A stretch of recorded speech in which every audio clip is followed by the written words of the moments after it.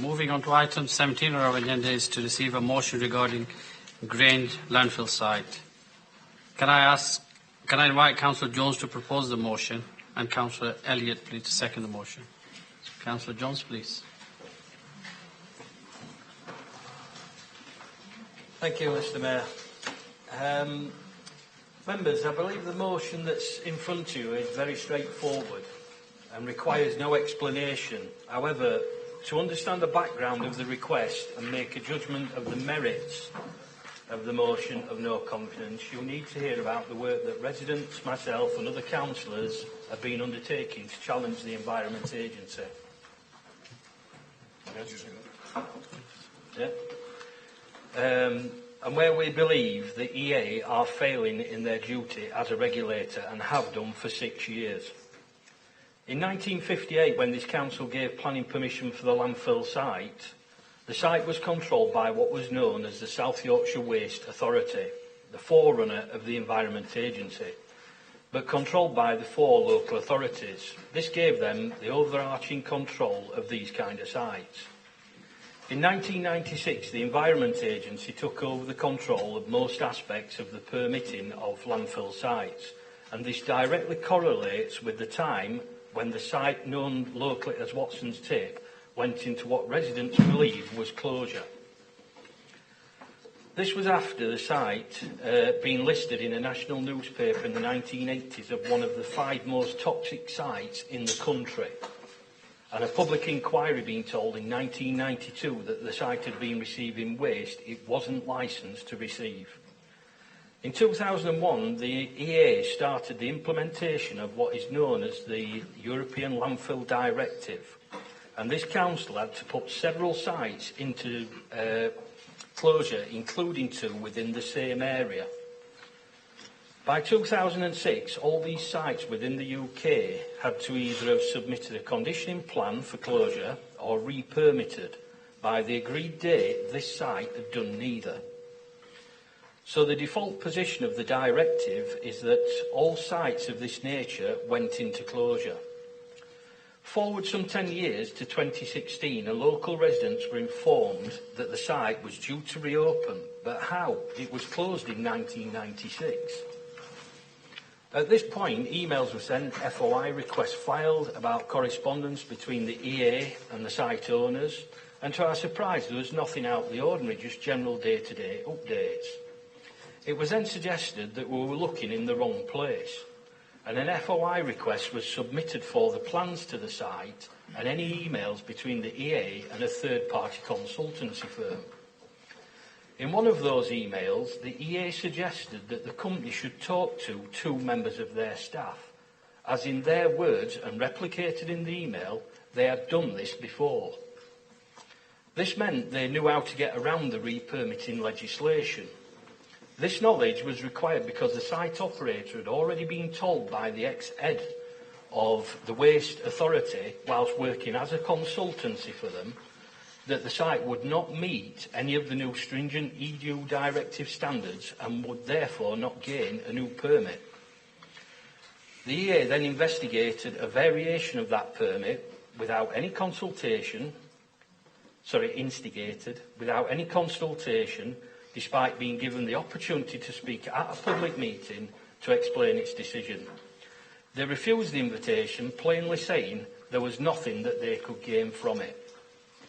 In 2016, numerous complaints have been raised with the EA. All have met with delays in reply and even less response as a regulator. But strangely, a lot of contact between the EAs and the site owner, This includes very unprofessional emails talking with the company's owner, the site manager and the CEO on first name terms. This also includes visits to the site to offer advice rather than enforcement.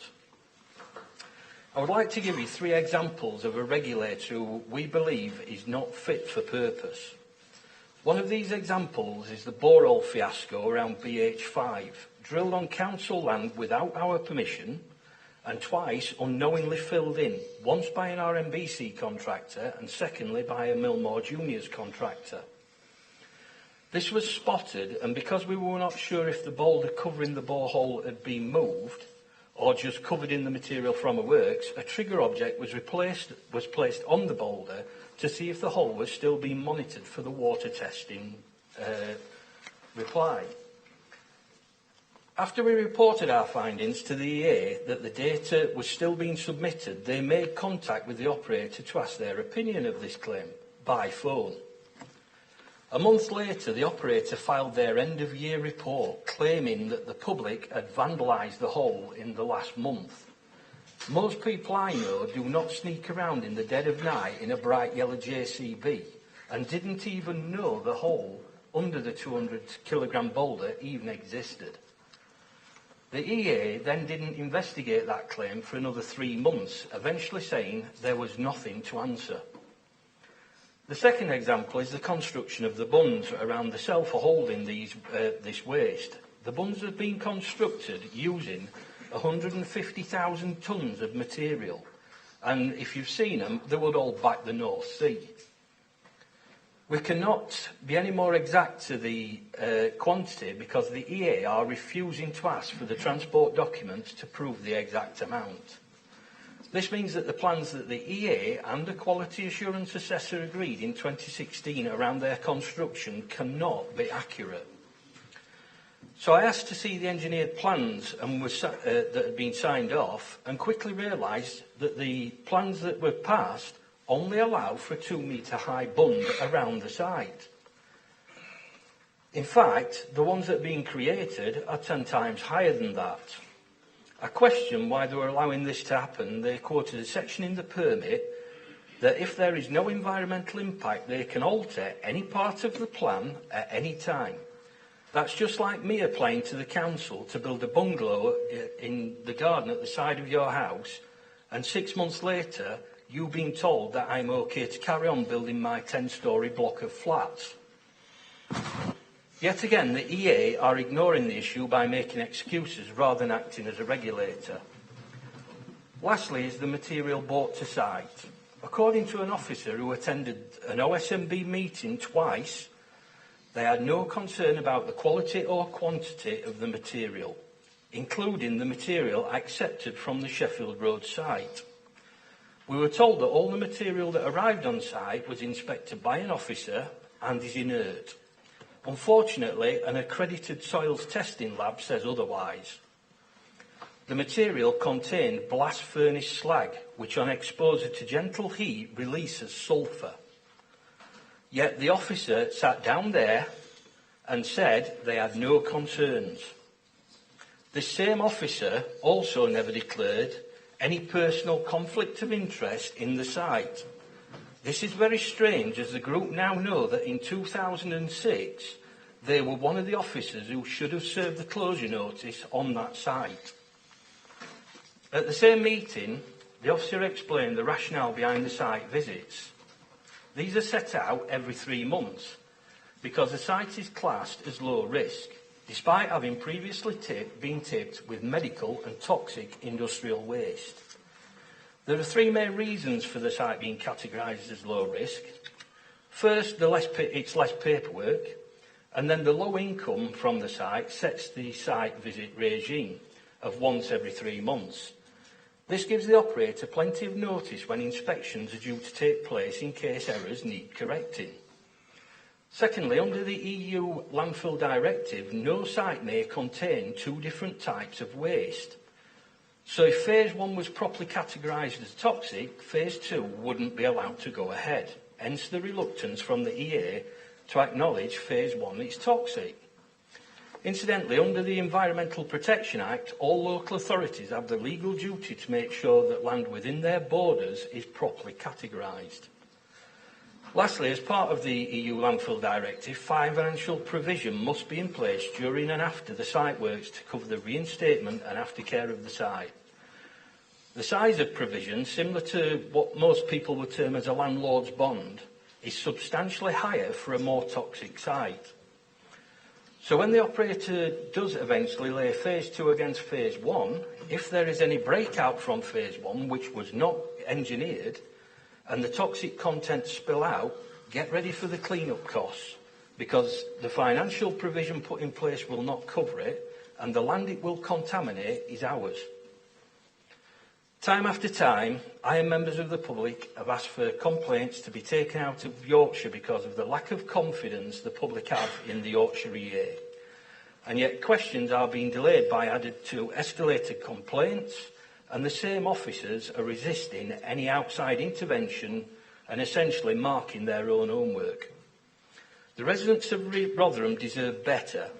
Over the last 6 years, they have continually been failed by all three regulators who have the power over this site. While they all pass the complaints around to protect their budgets, leaving local residents to shell out over £15,000 for legal advice. Councillor Ian Jones, you had 10 minutes are up. Right. Thank you.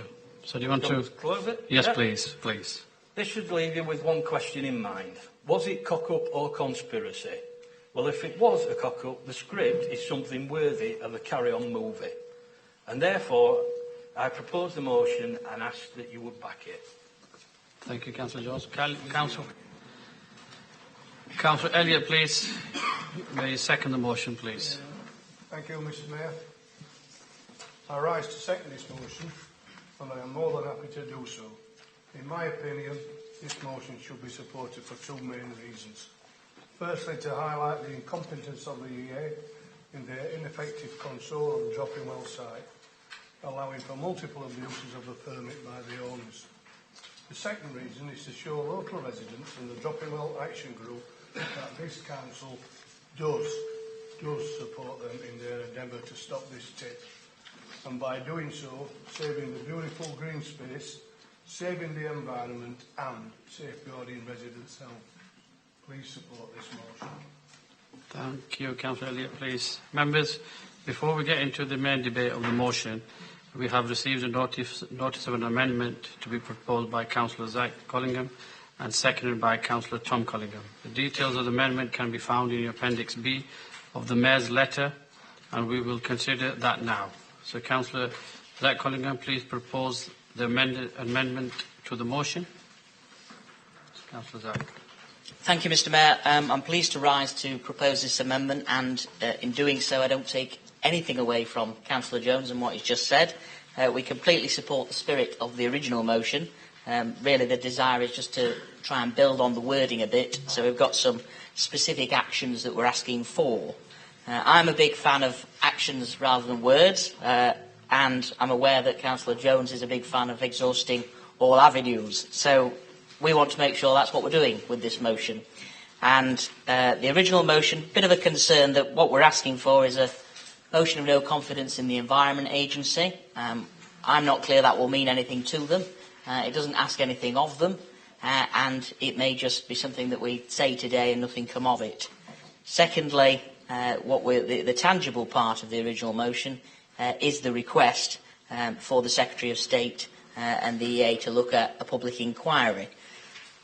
Absolutely might be part of what we want to see, but I'm, again, just a bit concerned that's all we're asking for. If they don't think a public inquiry is merited for whatever reason, or it's not possible, don't have to look at anything else. So the idea with the amendment is that we make some specific requests of the EA and government to include the request for a public meeting, not just for the EA to answer for themselves, but also to come and hear from residents about the ongoing concerns. For the Secretary of State to actually look not just at a public inquiry, but at how the EA have been dealing with things generally, right up to the present day, decisions to date that have been made by them and related organisations, and any way the Secretary of State can intervene. And there may be creative and different ways that they can do that, if not to discontinue operations at the site, then at least to improve regulation of the same now. So really, we're just in favour of expanding the scope of the resolution at the end of the motion. And we hope that's helpful and uncontroversial, and something that all members can get behind. So I hope members will be able to support the amendment. Thank you, Councillor. Councillor Tom Collingham, please, could you rise to second the amendment onto the motion? Thank you, Mr. Mayor. I think he's covered it all, so short and sweet, I rise to second the amended motion. Thank you. Members, please indicate if you wish to speak on the amendment, and I will take speakers as the order I see the hands raised. Councillor Roche, please. Thank you very much. Mayor, I've got a lot of time in listening to Councillor Jones and his amendment, but in terms of, his motion, but in terms of this amendment, it's wishy-washy, watered down. What we're asking to do in this particular amendment is to write a letter to Secretary of State. Yeah, they're really going to take notice of that. They just send back a nice polite reply, said, thank you for your letter, we will look into it. And I'll come back to Secretary of State in a few minutes. The whole point is, I really do believe in one point in the original amendment. The Environment Agency is unfit for purpose. They've proved that time after time again, not only in Dropping Pit, but in other areas too. For example, looking at trust in Secretary of State, the Environment Agency hasn't got the staff, let's not worry about their ability at the moment, to monitor properly. Now, why is that? Because Liz Truss, when she was Secretary of State in this area, brought in her, what we now know as Trust Economics, and reduced their budget by £235 million, which meant that the outcome of that was the Environment Agency saying, oh yes, Water Board, you can monitor your own water more or less. Oh yes, farmers, you can monitor your own discharges. And hence, that's what we're seeing with the water pollution we've got now. And the same thing is happening in terms of their other areas where they're responsible for monitoring. So when we talk about the Environment Agency and asking the Secretary of State to have a look at it, as far as I can see, Secretary of States in this area are partly to blame for how poor the Environment Agency is. And therefore that's why it's needed to have a really good look at the Environment Agency and their work and look in detail as to what they've done wrong, what they haven't done by omission at drop and roll tip and get to the bottom of this. So I'm sorry, I cannot support the amendment. It's too wishy-washy. Thank you, Councillor. Councillor Browne, please.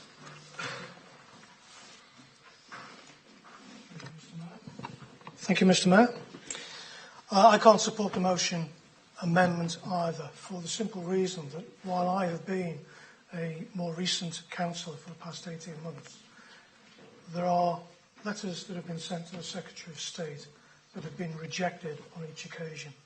My colleague, Margie Clark, has had letters sent through where she asked for the revocation of planning permission and a discontinuance order to be made. The same question was asked by the leader, the same question has been asked by the Chief Executive.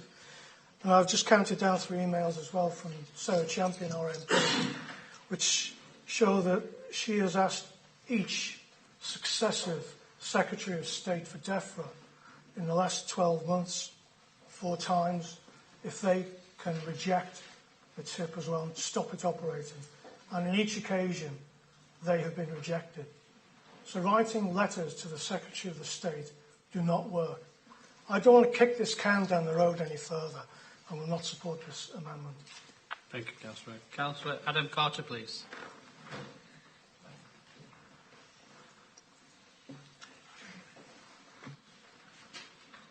Thank you, Mr. Mayor. I think probably for the first time today I'm rising to agree with the Labour Group's opinion on an amendment, which I think is, well, sometimes happens. Fine. So I welcome the original motion being brought forward. I think this is, in my 5.5 years of being a councillor, is something that's been very pertinent that we've reviewed, and I think the original spirit of the motion is saying that we don't have confidence as a council in the Environment Agency is absolutely correct. Speaking about this amendment, I think it's a rather esoteric argument from Councillors Collingham that actually saying that's not going to make much difference. That may be the case, but I think it's really important that we show our support and solidarity with residents locally, residents throughout the borough, the action group, that we actually do agree that we don't have confidence in the Environment Agency, because I think their work is lacking. I think this isn't the only issue, perhaps, that we as a council feel the Environment Agency perhaps aren't performing at the right levels. However, that's beyond the remit of this specific debate.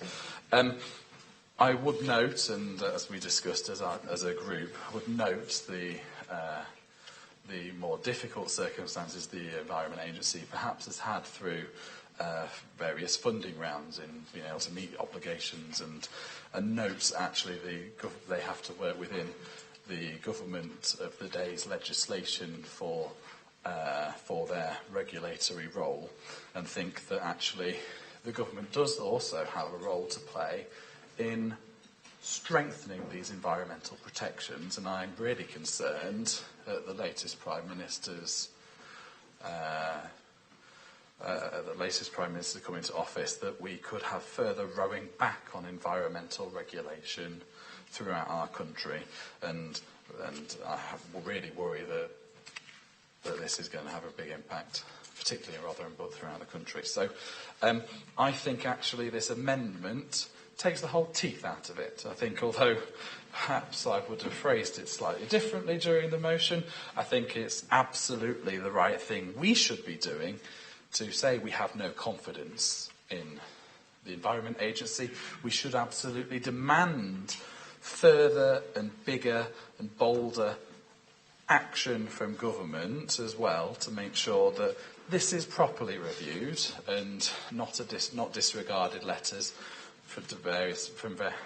sent to various secretaries of state. I do agree and absolutely would say that I, as a group leader, I would be more than happy to sign any of these letters that goes forward to the various agencies and secretaries of state, and I would suggest that we as group leaders also endorse these if that gets approval. However, we'll see what happens in that original when we get to that debate. So, in summary, I feel that the Environment Agency has let Rotherham down in many ways, particularly with this dropping well tip. I welcome and thank the Dropping Well Action Group, residents, Millmore Juniors and councillors from all parties who have spoken up in support in trying to stop Dropping Well tip being open and functioning, because we believe it's wrong for our borough, and I urge, in order to help best support them, that we reject this amendment. Thank you. Thank you. Councillor Jones, please. Thank you, Mr. Mayor. I think most of what I was going to say has actually been said by most other members. One of the things that I've always been taught through my working life is a little phrase called, you don't ask people, you task people. You ask people, it gives them the opportunity to refuse or back away from a situation. And unfortunately, the look of the motion makes it look like, again, we're going down a well-trodden path that we've done before. As most members have mentioned, in 2017, quite a few letters were sent from our local MP, local councillors, the chief exec. All have been rejected. It's starting to look like a bit of a David and Goliath type scenario here, where the Environment Agency just think they're above us all. They have the ability just to tell us to go away. So the writing of letters and asking people to do things, I think, that's put forward in the motion is just, like I think Councillor Roche said, it's a way of watering it down. Thank you, Councillor Jones. Councillor Zach Collingham, you have the right to reply as a proposer of the amendment, please. So if you would like to. Thank you, Mr. Mayor. I must confess to some sadness on that reaction. I think I've been misunderstood. Absolutely want this looked at. I think I started by saying I'm standing with Councillor Jones. Just a couple of things. Councillor Roche feels it's wishy-washy. We might be looking at different papers. My understanding is that Councillor Jones is proposing to write a letter just asking for one thing, and I'm proposing to ask for 4 or 5. So I'm a bit unclear how my proposal is more wishy-washy than his. Perhaps it's this bit about motion of no confidence. Maybe Councillor Jones has got some plans on what he's going to do with that. He hasn't shared them with me before today, and I can't see how it gets any of the things people have mentioned to happen. Let's look at the Environment Agency. Yep, that is what I'm saying, Councillor Roche. We've no confidence in their handling of this particular case either. But this motion asks nothing of them. Councillor Browne, there's no point writing letters. Well, we I hope covered that. Councillor Carter, a bit confused what you agree with and don't agree with, but I think essentially, by the sounds of it, what we wanted was two halves. We wanted my second bit and Councillor Jones's first bit. Unfortunately, the process doesn't provide for that. So if it were up to me, I'd say let's have the concrete actions and not the sound bites. Thank you, Councillor Zach. Members, having debated the amendment as a proposed and seconded, we shall now move to a vote for the amendments. All those in favour? All those against? Any abstentions? And that is lost. We will now return to the original motion proposed by Councillor Jones and seconded by Councillor Elliott. Members, please indicate if you wish to speak on the motion. I will take speakers in the order that I see the hands raised. No? Okay. So we will go straight to the vote. Oh, sorry, Councillor Browne again, please. Sorry. I was giving somebody else the chance. Thank you, Mr. Mayor. Just from a point of view of local geography, although the motion's been brought by councillors from Rotherham West and Griesborough, the dropping well tip actually sits within the Capel ward. And it's our children who are affected by this when they are playing football in Millmore Juniors, when they're going to school at St Bede's or Thorpe Hesley, with the number of increased wagons that are coming through.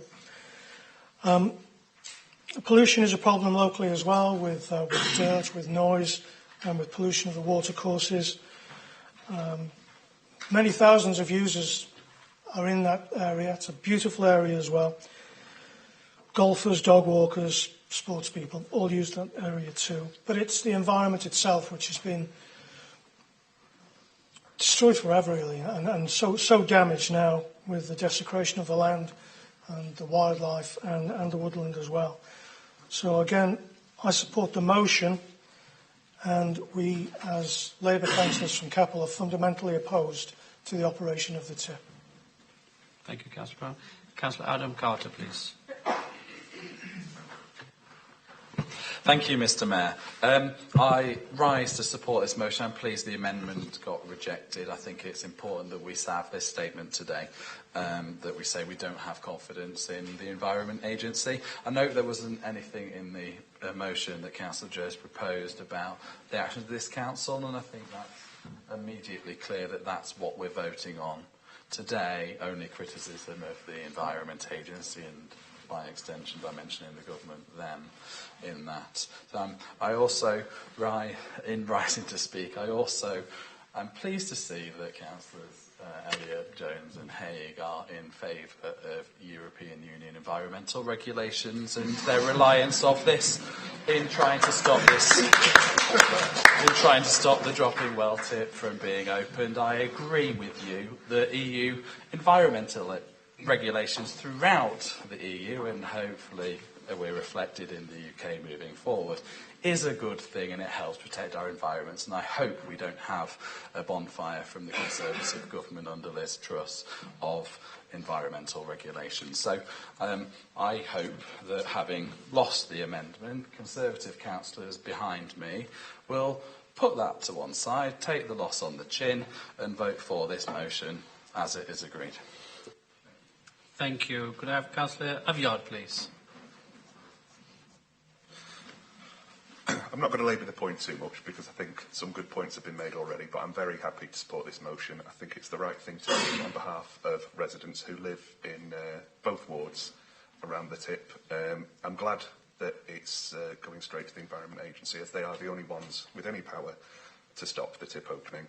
And I'd like to take the opportunity to thank councillors, both current and no longer standing, in both Capel and Rotherham West, local MP Sarah Champion and council officers. Thank you. Councillor Clark, please. Thank you, Mr. Mayor. I will be supporting this motion. As Councillor Browne's already said, Capel Ward has this monstrosity of a tip in its ward, and residents in Capel Ward, as well as Rotherham West, are also affected in many ways.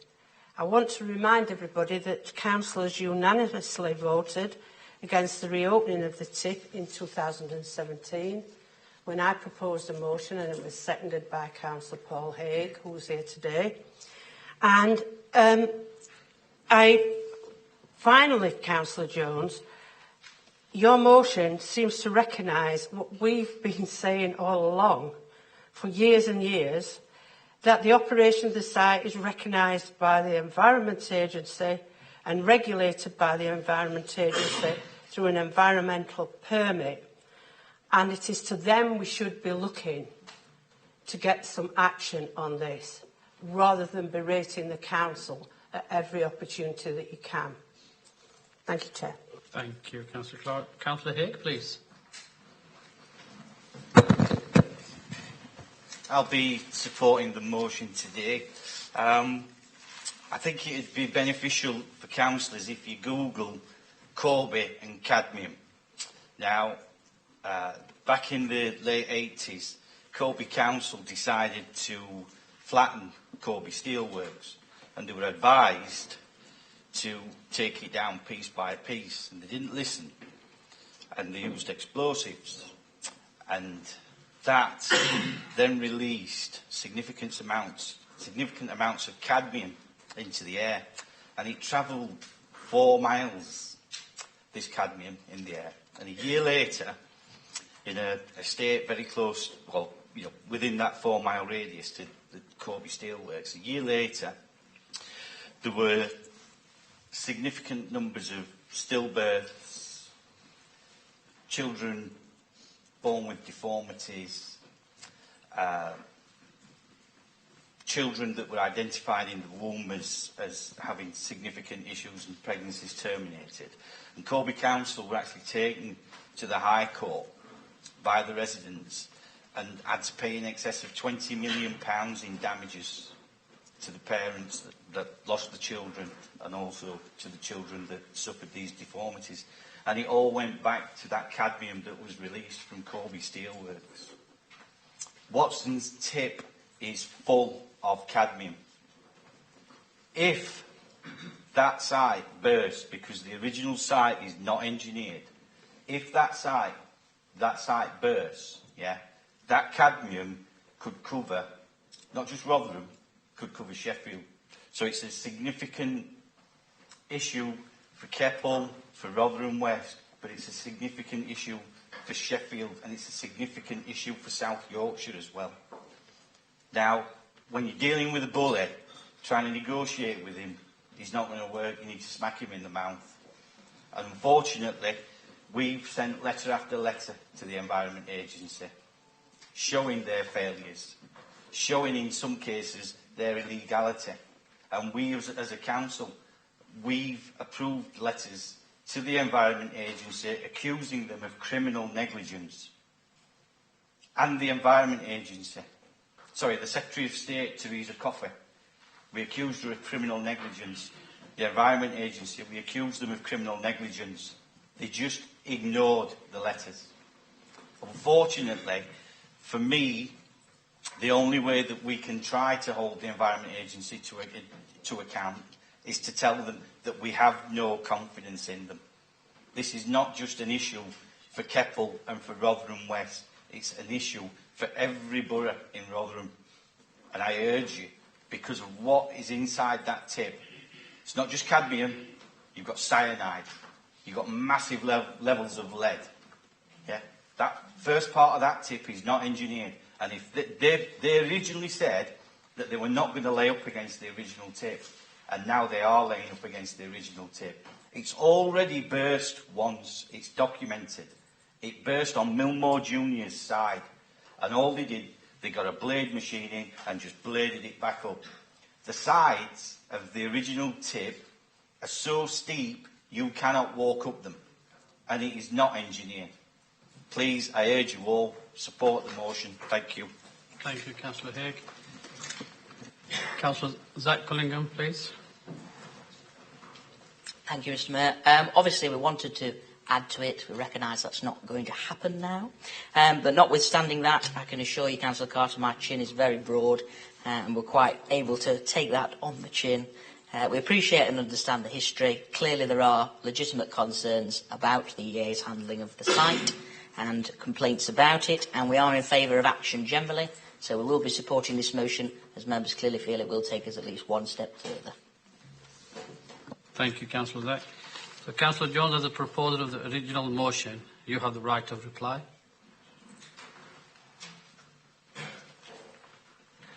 Thank you, Mr Mayor. I'll just touch on a few points. First of all, Councillor Carter, I've never been known to mince my words. I've always been pro-European, and I've never been a member of UKIP. So when it comes to using EU legislation, it doesn't matter to me where it comes from. If it works for the residents of Rotherham, it will work. The plan for no confidence, the no confidence vote, is this basically lays the foundations for a public inquiry, which is the ultimate goal what we're after. As Councillor Clark knows, that worked back in 1993. And it also helps us with an avenue to reopen legal challenges, which at the minute there are none. We need a defined legal challenge to be able to challenge the EA. Until we get to that point, it's a case of they can just batch off as many letters, complaints, and they have been doing for nearly 6 years. Councillor Browne, yes, I do agree. It was remiss of me not to mention the residents of Keppel. Unfortunately, I wasn't sure how this motion would be accepted, so therefore I kept it to speaking for my own residents who live opposite the site itself, so also have a big experience of what's going on site. And the 80 to 100 lorries a day that are passing past their front gardens and past some of the 3,000 children a year that visit Millmore Juniors from all corners of this country are something that should concern us all. The one thing I would say about the actual land itself is, as I mentioned in the original motion, this council has the ability to make sure that the land that we are talking about on phase 1, under the European Act, is actually categorised properly. If that is categorised as the toxic tip that we know it to be, and this is backed up by public health documents that we have copies of from the 1990s, the site itself cannot go ahead because under the European legislation, you cannot mix two different types of waste, and that is something that the Environment Agency cannot get round. As for mentioning, or rather not mentioning, the council, I mentioned in the statement that there are 3 regulators that are failing the residents of Rotherham. The EA are just one. The other 2 are being followed up on. Most of the complaints that we have put forward are now sat with the Parliamentary Ombudsman. There is also 2 other regulators that are also now involved. And just in closing, we've been working with an environmental specialist solicitor for nearly 6 years now, and there is one comment that she made to me that has stuck with me all the way through this, and that is she works all over the country, usually for the operators themselves, not for people challenging them. And the main statement that she said was, if this had happened anywhere else in the country, barring Yorkshire, this would have been stopped years ago. So ask yourselves, why? Thank you. Thank you, Councillor Jones. Members, having debated the motion and proposed and seconded, we shall now move to a vote. All those in favour? All those against? Any abstentions? Thank you, members, and the motion is carried.